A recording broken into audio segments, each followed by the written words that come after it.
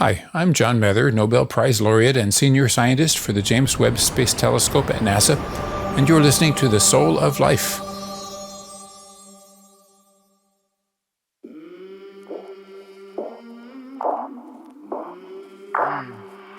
I came from the mud, there's dirt on my hands.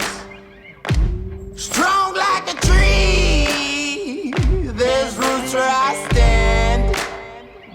Oh, I've been running from the law. Hope they won't shoot me down soon. Today on The Soul of Life, I speak with the former owner of the storied Dutchman recording studio in Seattle. Kurt Cobain had actually referred to the Dutchman as the grungiest place in Seattle. Gary Mula's love for music and love for people shines through the gloomy weather so typical in the Northwest. Everybody has a different way of finding meaning in their life. When I found music, it kind of everything was answered. Finding this groove in life wasn't a sure shot for Gary. My father, right out of high school, day out of high school, he's like, well, why don't you come to work with me? Because we got to make some money. So I started doing drywall. Gary's story speaks to anyone who wants to follow their passion for the arts. He knows it ain't easy.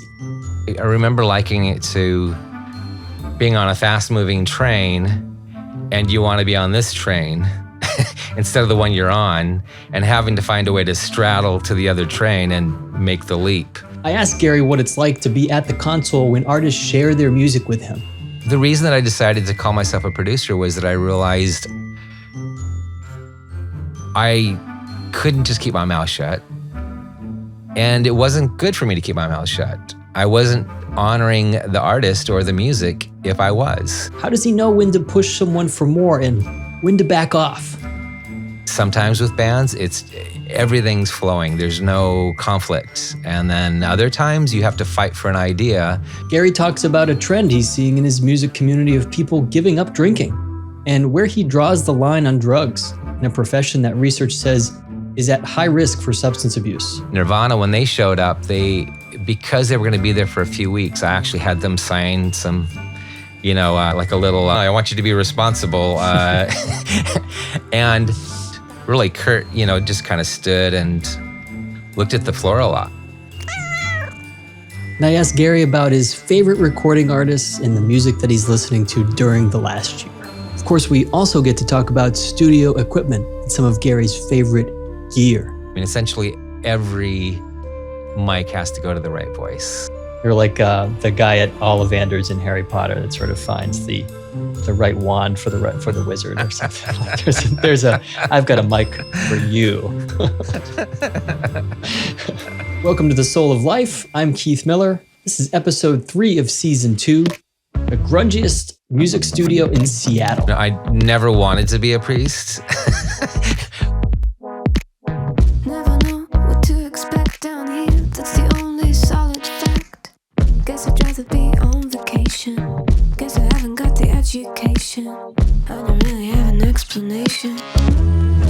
'Cause you're chasing a hurricane, taking a name in vain. But God, it's such a shame. 'Cause you got yourself into this. It's just enter at your own risk. No name is on my list.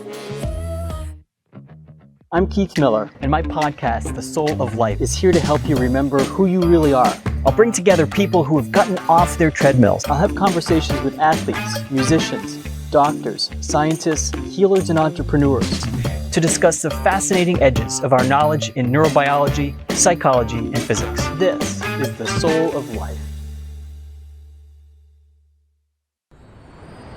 Please take the time now to subscribe to The Soul of Life wherever you're listening. Give it a thumbs up or write a positive review. That's the best way to make sure you don't miss out on these amazing episodes planned for season 2. I'm really thrilled to speak with Gary Mula today. He is a recording music producer and a songwriter and a musician. And he has been doing this for decades in the Seattle area. In 1988, he opened the Dutchman recording studio to the public.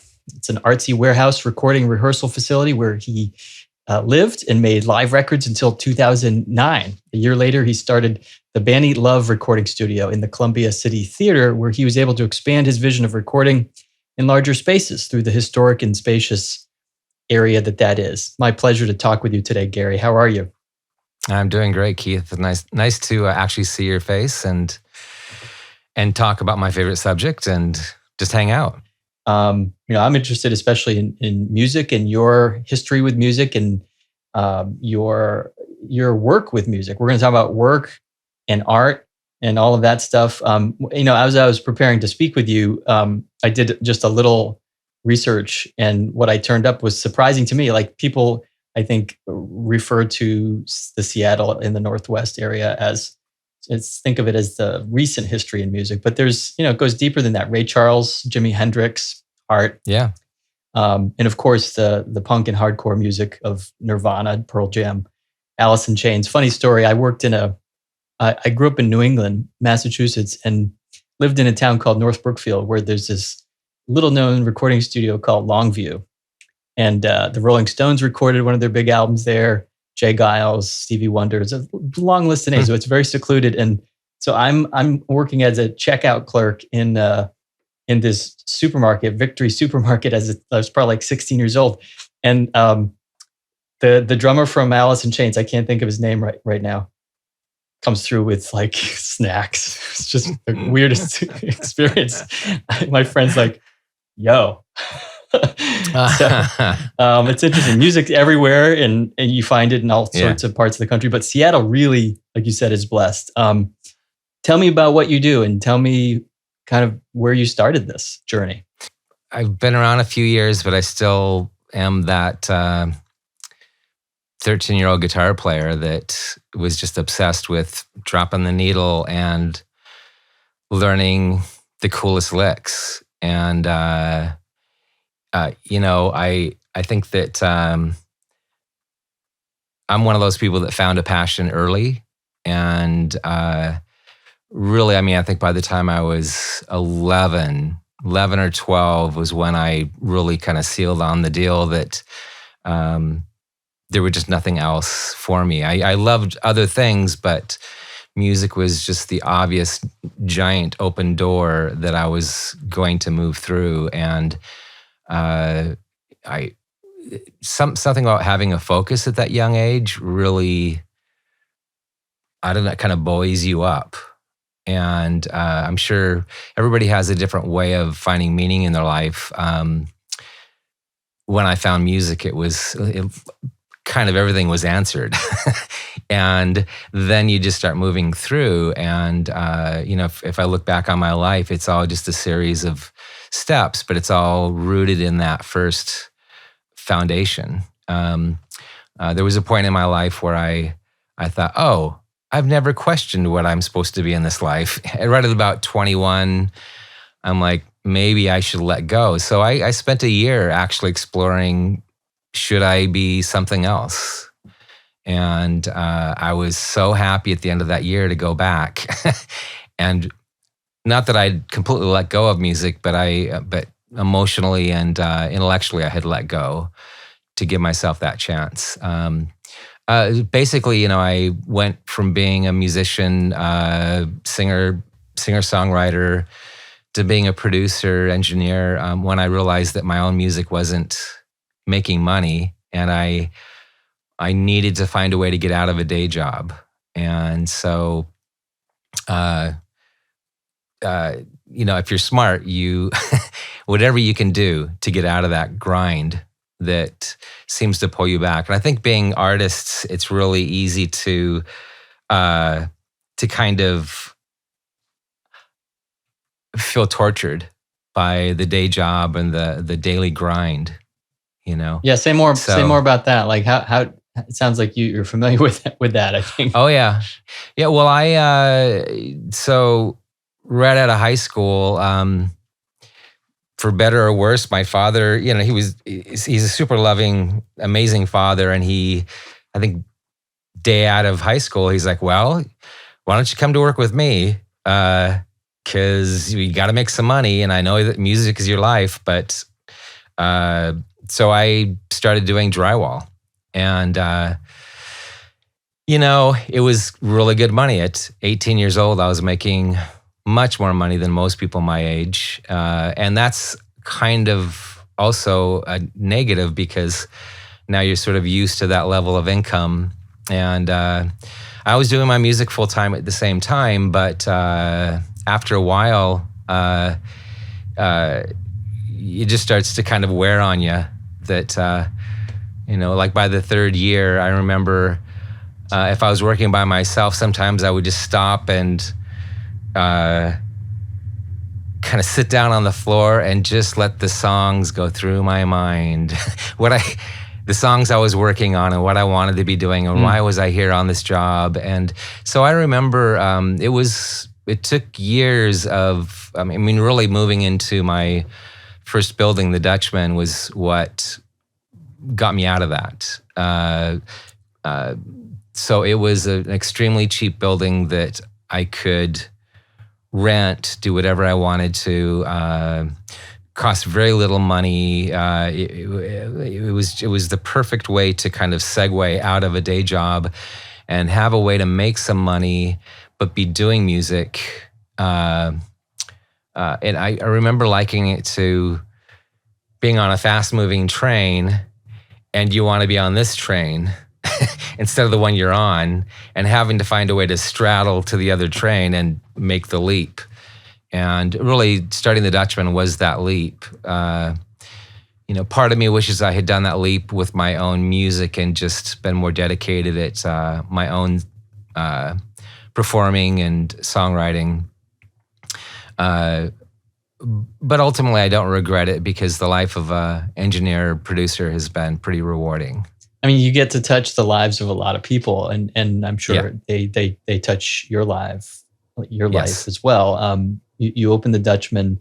Tell me the story of that place. I mean, it's a warehouse. Can you describe for people who've never seen it or never heard of it? I mean, some people have described it as a fixture or a Seattle music scene fixture. Tell me about that story. It's an interesting story. I first came on to that building. It's on the corner of First Avenue and Spokane Street, or it was on the corner of First and Spokane Street. And it's a pretty major intersection in the south end of downtown Seattle. Really borders what's really in the SoDo district. So SoDo is like Soho, but it was south of the Kingdom was the expression SoDo. So we were maybe a mile south of the old Kingdom, which is also no longer there. You said it was there on the corner of First. Well, it burnt down in 2009. So it had stood on that corner for, I think it was built around 1910, maybe even a little earlier. So yeah, it had been there a long time. It went through a lot of different lives before I got it. It was a factory for a long time. And by the way, I only had about 25% of the total building. Mm-hmm. The people that I was leasing from had a sheet metal company right next door, literally my neighbor inside the building. That was another interesting aspect of all this, you know. Imagine. But in I guess it was in 1981, 82, a buddy of mine rented out a room from the guy that had the space at the time, that corner.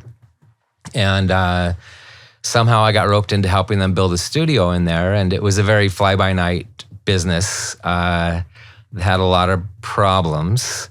The building had really fallen apart. I mean, the walls were barely standing inside that building. The electrical had been torn out, a lot of it. A lot of the plumbing had been torn out. It was a real rat pit. And I had these construction skills and all the moxie that you can have when you're that age. You know, I guess I was 24, I think, when we started it, something like that. And so we just rolled up our sleeves. I had a partner, my buddy Shane, who is a musician friend of mine. We started the company together.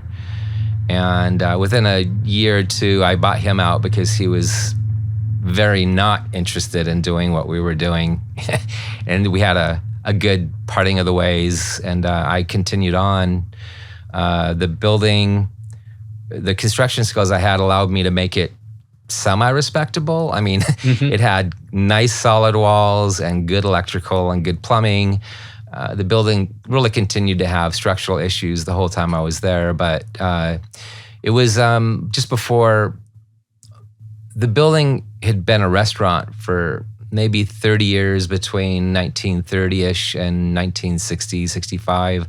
So that character really kind of held through. I mean, when you walked in the place, you could sort of get a sense of the restaurant past.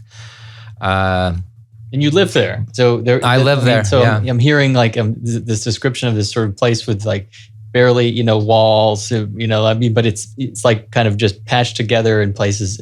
And that's how it was. It was. And you fixed it up. I was a journeyman drywaller at that point. Yeah. And so everything was rebuilt. Got it.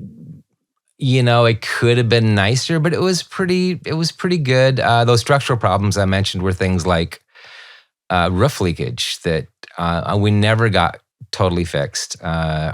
Great landlords, but it was an old building. And so it did have some grungy elements to it. I can't deny that. I think there was a quote that somebody told me that Kurt Cobain had actually referred to the Dutchman as the grungiest place in Seattle or something to that effect. And I've tried to find the quote, and I'm not sure it actually is real, but it makes sense. It was rehearsal studios a little while before I got there. And then me and Shane took it over. He was there a couple years, and then I continued it on. So I think, within a year or two, it was full on rehearsal studios. We had 12 rooms. Sub Pop was really just launching. I mean, it was 1984. So we had some of the Sub Pop groups in there, some CZ record groups. But I was living there the whole time. My idea was I wanted the musical castle. I wanted to do whatever I wanted to do. And it was the perfect place because I had 6,000 square feet of space that I paid $270 a month for. And that allowed me to put the money into the construction and kind of live cheap, right, and be surrounded by musicians. What was it like to run into Kurt Cobain or the guys in Nirvana at that time? Well, I hate to say it, but I didn't appreciate who they were in the very beginning. All of the other grunge groups that were there, it's really silly to call them grunge groups, but all my friends that were in bands that were of that genre, they looked up to them immensely. They were already, so I think it was about 91, I think, when they came in. And they borrowed the room. It was, if I recall right, it was room 6, and Mudhoney and Bundle of Hiss were using the room at the time. And actually Screaming Trees and Nirvana both would borrow the room because they were all buddies. So they would show up and Nirvana only did it once, but Screaming Trees several times would show up and for several days be there. Nirvana, when they showed up, because they were going to be there for a few weeks, I actually had them sign some, what do you call it? Like a little sublease. Like I want you to be responsible. And the funny part of that story is that when they walked in the room, I totally thought that Chris was the lead of the band because he was just all friendly and open and forward, and really Kurt, just kind of stood and looked at the floor a lot. I mean, I wished I had been smarter than that, because if I just listened to their music, I mean, honestly, the 2 weeks they were there, I remember the room was next to the bathroom, and I'd walk to the bathroom each day and the walls would be shaking. And they were one of the few bands, because they were actually making money. They didn't have to do day jobs. This is long before the Geffen records and the big success. And they'd be just making this music. And after about 4 days of me making my trip down there, I remember stopping and going, oh, wait, they're doing catchy music. Like it was, there was that element of where your mind started to see the patterns, and the attractiveness of their music naturally struck me without me even trying. It just happened by me walking down, coming through the walls a couple times a day, coming through the walls. Wow. And then after 2 weeks, they were going on tour, and I remember them walking down the halls to leave, and yeah, it was a memorable thing. And then, 2 years later, to be driving down Aurora and hear Teen Spirit like on all the stations all at the same time. Yeah. Was just wow. I mean, it really was like an explosion for not just Seattle, but for that style of music as well. Exactly. And such an influencer. But it sounds like your music was not that genre. I mean, you were coming out of a different, maybe musical culture and had different tastes. What were some of the influencers for you? Well, I guess I'd say it was the trajectory that made me not be what they were doing. So because I was full on rock as a kid, it's just that, I guess right around the time I was about 19, 20 years old, actually the guy that I started the business with, Shane, he was playing in a rock band with me, and he started going into experimental music. So Brian Eno and David Byrne had just done My Life in the Bush of Ghosts, and he had been reading about these guys, and he wanted to go into the new territory of experimental music. And it was like a giant light going off for me. Him telling me that he was going to do that made me look at my own life, and I realized that I was following in the steps of all these great guitarists, and mind you, they were incredible. But I think if you appreciate originality and you appreciate sort of like the lonely path of individuality, you have to figure out where you stand on that. And at that moment, I decided to go straight into experimental music. So when I started the Dutchman, I was already very deep in drum machines and computers already, MIDI recording, guitar synthesis, taking guitar boxes and running your vocal mic through any kind of stomp box, and 4-track recording, whatever you could do to get outside of the world of traditional recording. A new sound, and music, something different. New sound. Exactly. So I did like some of the synth pop stuff that was happening at that time. So yeah, that definitely divided me from a lot of my rock groups in the building. Right. Because as you know, I mean, Seattle was just exploding. By 88 probably it completely taken off. Mm-hmm. Yeah. I mean, it strikes me that I'm a baseball fan, and the industry like music or like baseball has this, there's this pinnacle, right? Where you only get to see the professionals at this top level where it seems like what they're doing is perfection. Yeah. And that's where the money is, obviously. Yeah. And yet the farm, so to speak, that supplies all of that talent. There's so much talent that's below the public's radar, or at least most of the public's radar. Right. One of the people you worked with, I happened to come across her writing, Molly Lannon Kenny. She's a yoga-based healer and therapist, and she wrote about you and who you are, and I wonder how you would respond to this. That she said that you always know the little bands, not just because you've got your ear to the radio or the internet, music and news, but because you've always been a champion of small bands, that you believe in them. You've got the ability to make whoever is around you feel like they're unique. Where does that land for you to hear someone like Molly describe your presence in the studio? I mean, she's a very dear friend. I've I've worked with her and known her for quite a few years, and I remember reading that when she wrote that, and I was just very honored.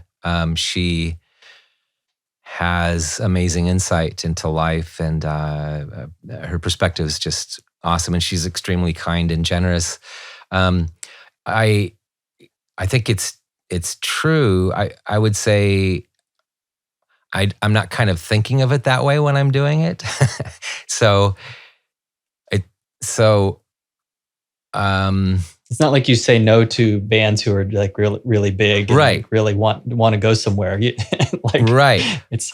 I mean, you could say that. Well, I mean, everybody has something, right? So no matter where you are on the scale, and if you can find the thing in a person that can be encouraged, that's what it's about. And so I've taken lots of projects that I knew didn't quite match up with where I wanted to go professionally. I do try to stick with the pros because I am trying to achieve heights. I am climbing, you're sort of looking up over the horizon. But at the same time, there's the realities of life, which mean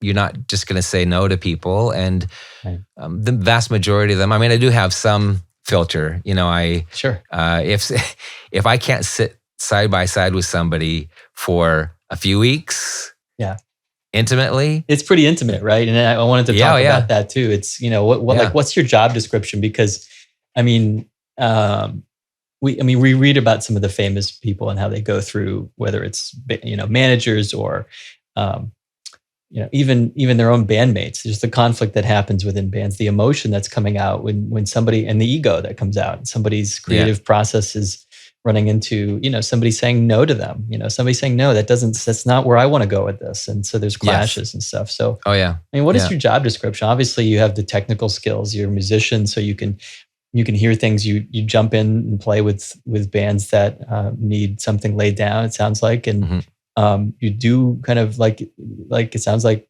a journeyman's work in the studio. What you're pointing at is, it reminds me of when I decided that I was a producer, because that term is extremely loose.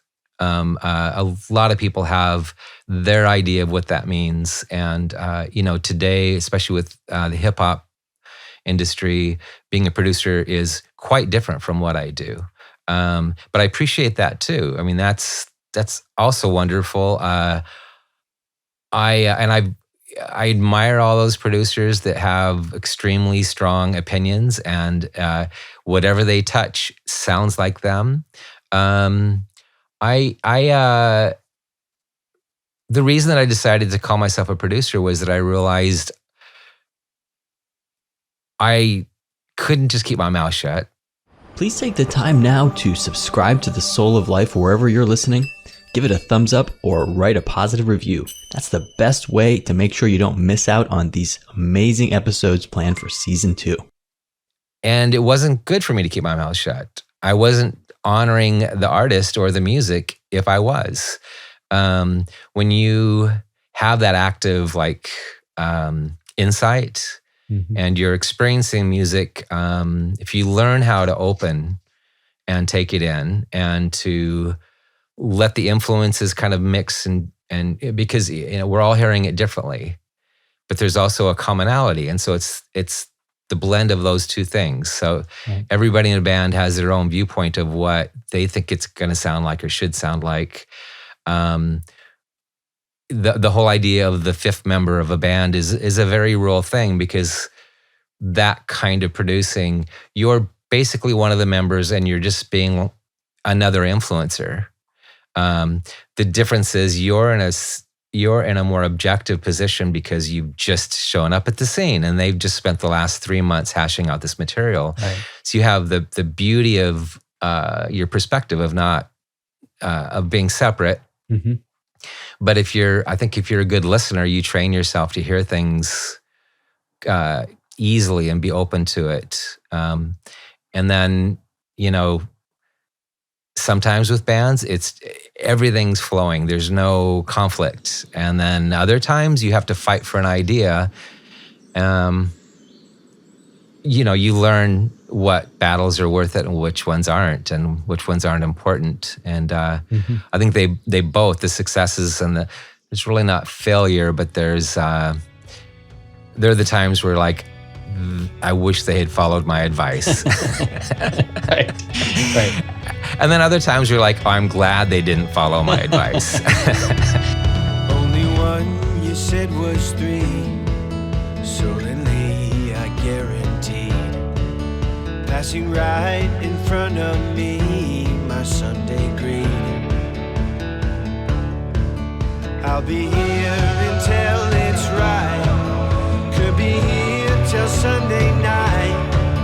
Holy roller, see me rise. I 4 and 9. Stand tall, I'm a believer. Wishing for the words to carry on. It's got to be humbling, right? I mean, and there's so much that's not predictable. There's so much you can't plan for in terms of how people, like you said, respond to a sound or a message in your sound, or especially now in this day and age, the persona behind the message, behind the music.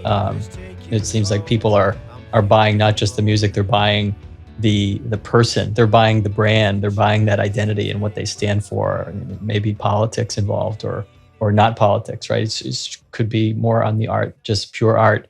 I wonder about, what would you say about perfectionism and how do you,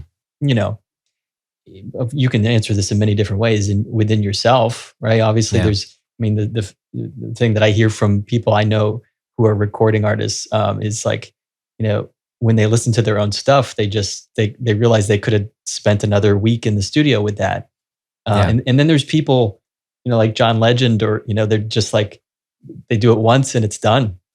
Yeah. And it's like, okay. So how do you deal with perfectionism in yourself, or when you see it with someone else, do you ever grapple with, do you ever point it out in another artist and say, hey man, like this is good stuff. I think there's something else going on for you. Yeah, right. Oh, I think you nailed it. And it's kind of all of the above, right? Because there's so many types of artists and types of people. There's a lot of times I wish people would try a lot harder. There's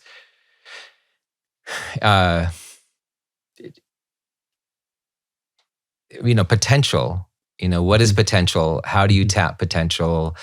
If a person's, if they're resisting, well, you're getting a lot less potential than you would have maybe if you just kept your mouth shut. Mm-hmm. Right. Yeah. So now you've got them in their head. Yeah. I mean, the amount, I probably spend more time getting people out of their head than trying to straighten out their thinking, because it depends on the person.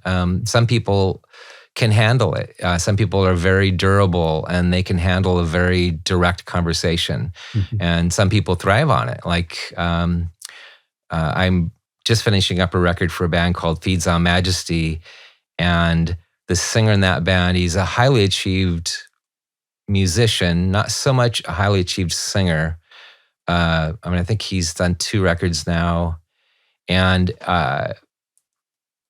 he was singing good when we were doing our tracks, but I remember thinking, oh, if you just did this one thing. And so I'm like, if you just did this, blah, blah, blah, like this, could you, it might sound like this. And he's like, oh, okay. And he tried it, and I could hear he immediately adjusted to what I suggested. And I'm like, oh, wow, here's a guy who I point something out. He's excited to test it, and he can actually interpret what I'm suggesting and turn it into a delivery. And so we ended up doing the whole record that way. I didn't tell him everything to sing. I'm just saying that he allowed a door to be open between us where now we're working together and I could see where he couldn't see. And now together you actually hit a higher mark. That's awesome. I kind of wish it was like that all the time. All the time, yeah. How do you pay the bills? You mentioned this already. You work with who comes in the door, but also you do have standards. You're looking for people who align with your level, right? Or at your level professionally. I'm specifically curious about kind of what people have called the death of the recording studio, which I don't know where you'd place that in the 90s, maybe when technology became digital and artists realized they could record with really good mics at home in their laptop. I mean, where does it? Have you been impacted by that? Yeah, I mean, I've definitely. That's sort of a narrative, I guess, that's sort of paralleled my path.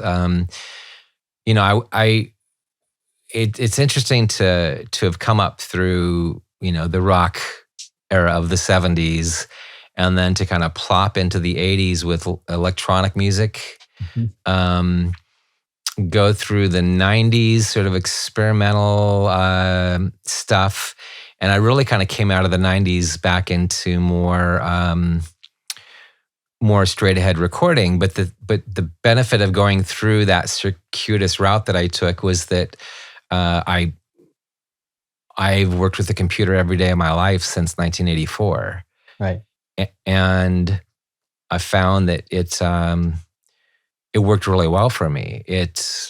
I remember early on when I couldn't afford to go into an expensive studio, I suddenly had a tool that I could throw my arrangements in and change them up any way I wanted and try it like this or like that. And what a powerful thing. All right. I wanted a drum beat that was different than that. I wanted it to be like this. So as a writer, wow. It's powerful. Liberating. Very, very powerful. I want to pivot a little bit to talk about how, whether it's any number of musicians, we could go through the list and talk about how their lives, whether it's because they became famous, Elvis, obviously, right? It's this sort of trajectory. Amy Winehouse comes to mind. People who maybe struggled with substance abuse or addiction or some sort of mental health issues before, but certainly getting back to, or getting onto that stage and having to repeat performances, repeat perfection and do things really well over and over again just leads them into this cycle of substance abuse. And I looked up and, I think we all kind of know that substance abuse is an elephant in the room in the music industry. But it's almost like I said to you earlier before this conversation, it's like, well, a lot of these places, music shows up at venues where they're serving alcohol. If everyone's drinking, they're there to have fun. If everyone's making money, what's the problem, right? It seems like we look the other way when it comes to musicians, and then we're all sad when we hear of an overdose. Yep. So, I'm curious what your experience is with seeing that in other musicians, how you've managed to stay, I'm going to say clean. I don't know you, I'm assuming.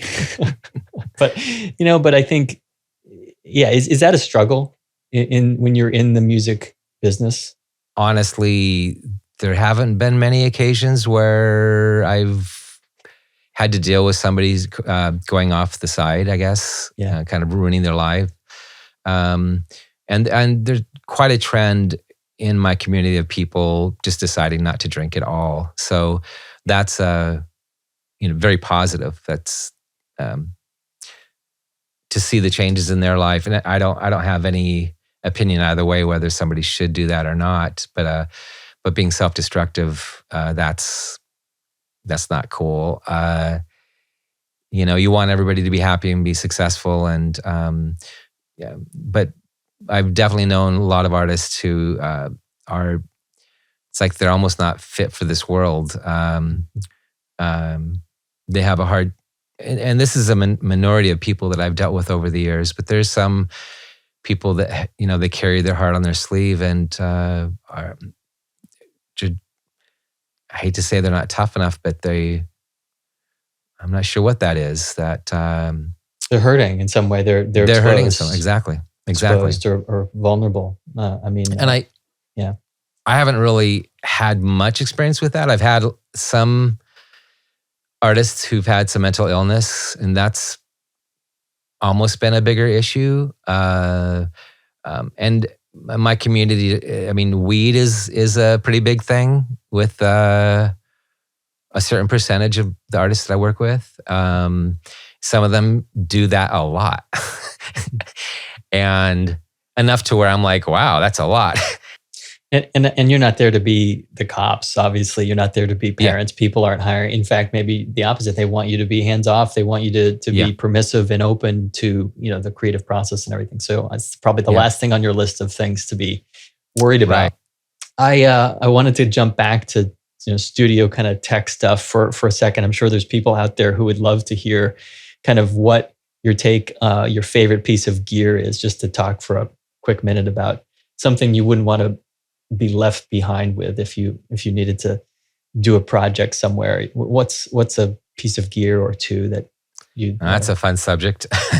Part of my answer is probably unexpected, in that my main recording system, Pro Tools, is kind of so my jam that's kind of the obvious real answer for me. And what I mean by that is, you know, there's many competing brands of recording system.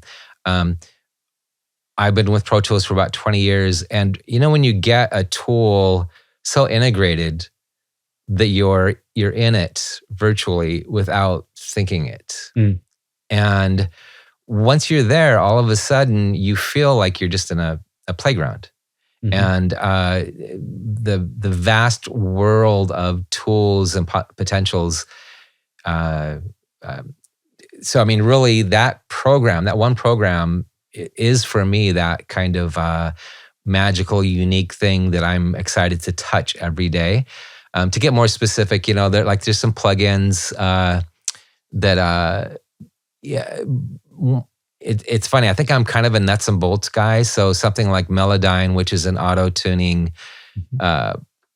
plugin inside Pro Tools, I get a thrill out of the control of touching that every now and again. What that can do to just take that little flaw and just touch it is very powerful. And you know, I don't like to tell that to a lot of people, because a lot of people are mortified that that's what I would like to do. But I find that, you know, discretion in everything, right? Can you tell when just listening to the radio when somebody's vocals have been enhanced or maybe auto-tuned? If it's like, I have friends in the industry who claim that no matter how little has been done, they can tell. Like they say there's a sound, and I search for that sound, because that would scare me. If clearly at a certain level, if somebody's too perfect, you're like, I'm pretty sure that's been massively touched. Yeah. And then of course you get into the more artistic use of it, which is, you know, an entirely different thing. Yeah. But the jury's out, right? Like, there are some really good singers who can maybe sing that good. Yeah, right. But I've done magic on people before. Yeah, it goes both ways. How about a favorite vocal mic?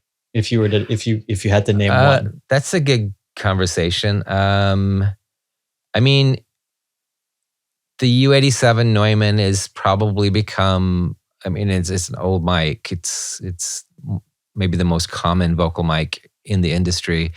I don't own one currently. I usually rent them for sessions, but I also use a lot of dynamic mics.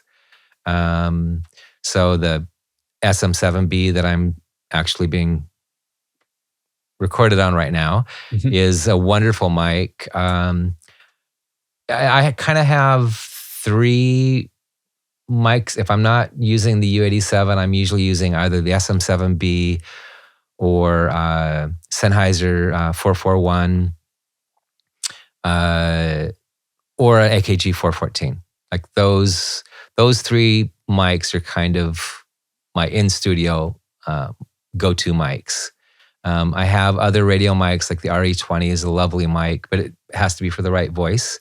I mean, essentially every mic has to go to the right voice. Yeah. I mean, that's you're really you're like the guy at Ollivanders in Harry Potter that sort of finds the right wand for the wizard or something. Like there's a I've got a mic for you.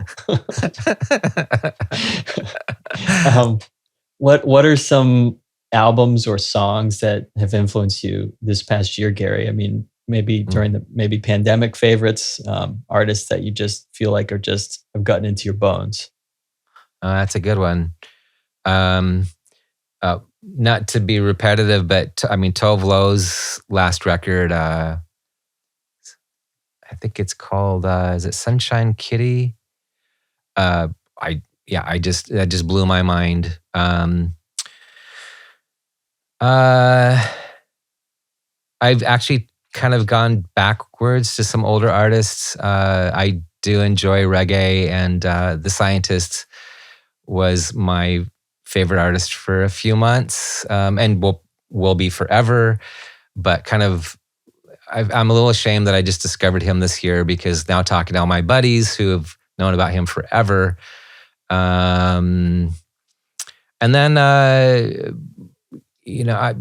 one of the artists whose record just got released this year that I worked on for many years, Sun Crow, their genre is more doom, metal, blues kind of thing.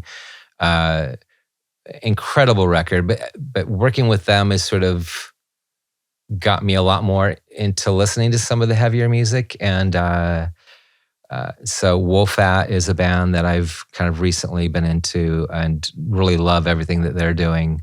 And of course, Courtney Marie Andrews' record that she just did, which is on a completely different end of things, because it's actually like modern country. And sort of traditionally influenced, but still modern, and just a beautiful expression. She's like one of the best singers that exists. Any projects you're working on, Gary, that you want to say something about, or tell people where they can go to find you, or find something that you think they should check out? You know, I did an amazing record about 2 years ago that I have to help this artist get it more into the daylight, because it's just too good. And that's Kevin Sir and Andrew Joslyn's record, The Love Between. And I love that. Yeah, the reason I say this is, number one, I think it's an absolutely lovely record. It's a uniquely different record from most things that I do. So it's primarily Kevin Sir playing his songs on acoustic guitar, but with Andrew Joslyn arranging and performing with his quartet the string arrangements. We had a few extra friends help with some bass and electric guitar and some singing, but it's primarily Andrew and Kevin, and we were able to create this just big, lush thing that I think is quite unique, and I'd really like more people to hear that.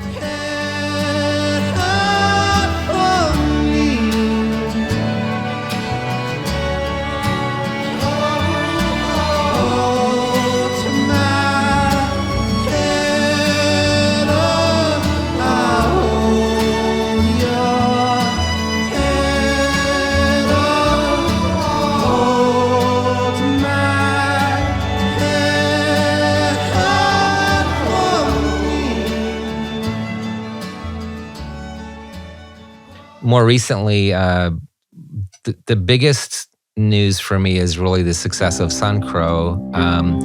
It's success in a genre that's not getting a lot of love from mainstream radio or the world in a lot of ways, because it is quite heavy, uncompromising music. But the fact that this band spent all these years doing this record, and then they self-release without shopping it, and in less than 24 hours, there's 1,000 people talking about it. And I didn't know that was possible. In my career, that's never happened. Like overnight viral. Oh, yeah. Yeah, and it was because a few important people stumbled onto it immediately. And if those people hadn't have found it, who knows it would have always been a great record. But now it's getting a chance to see the light of day and to get out into the world.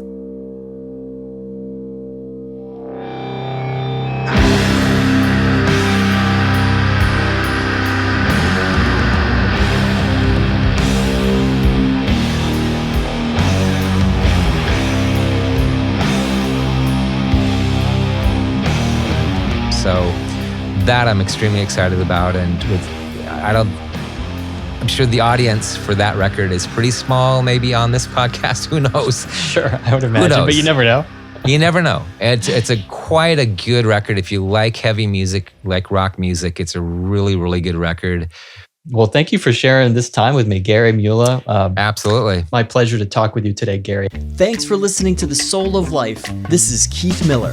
Oh, and don't forget, please leave a thumbs up or a like for this episode wherever you're listening so that others like you may find the soul of life. I mean, really, it's not every day you get to share the soul of life with someone. Okay, so you can post a comment or question on souloflifeshow.com. I'd love to hear from you. And please subscribe now to get the next episode. I look forward to sharing more of my soul of life with you. I like it and it's not harsh to my eardrum. All right, I will go.